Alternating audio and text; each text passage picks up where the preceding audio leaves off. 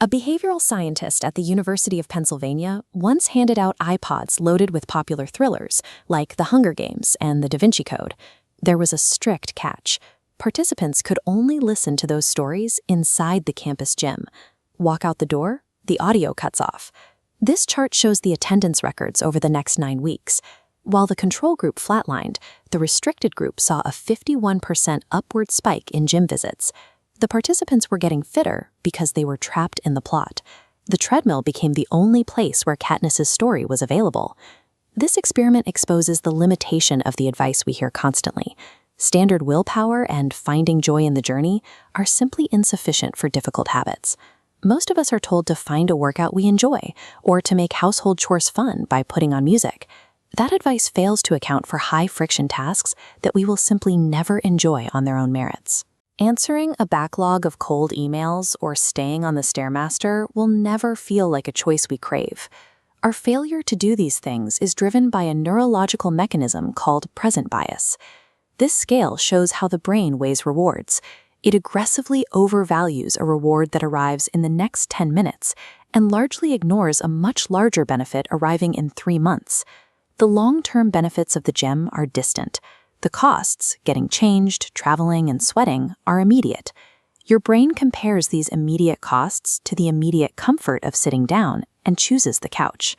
Your biology is functioning exactly as it was designed. It simply prioritizes the immediate ease of the couch over the delayed health of the gym. Katy Milkman identified a solution as a grad student at Harvard.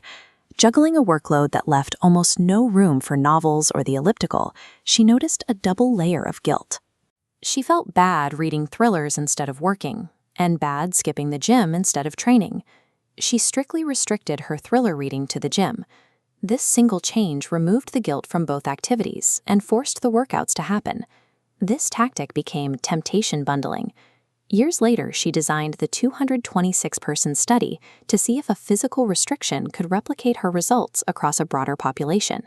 This data visualization shows the proof of the concept at the end of that study.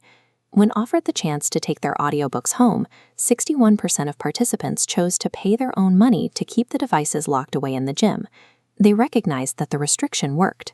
People will pay to maintain a psychological cage once they see it successfully bypassing their own resistance. You can build this exact mechanism for yourself using a simple blueprint. You start with a blank sheet of paper and draw a line down the middle to create a T-chart.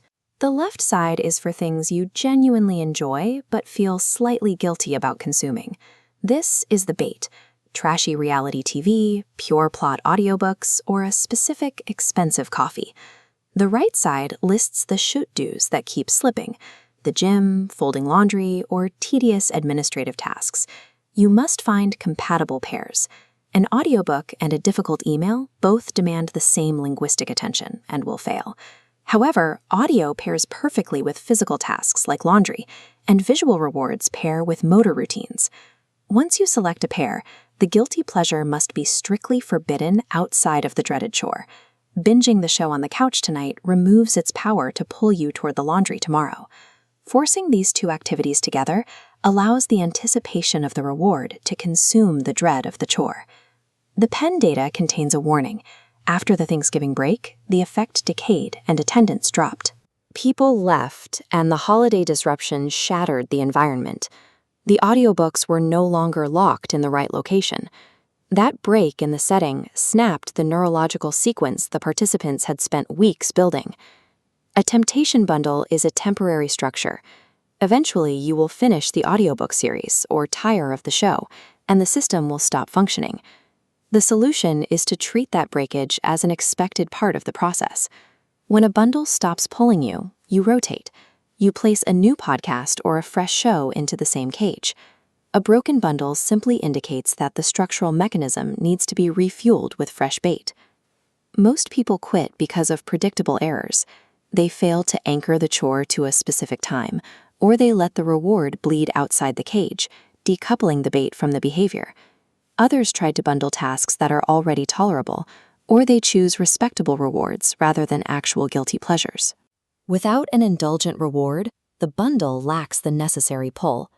Behavior is a downstream effect of which activities your brain can easily reach for in any given moment. Bundling simply changes the math of that choice. You can achieve consistency without uncovering a hidden reserve of discipline or becoming a person who loves difficult chores. Achieving long-term results comes down to a strong cage and a compelling story.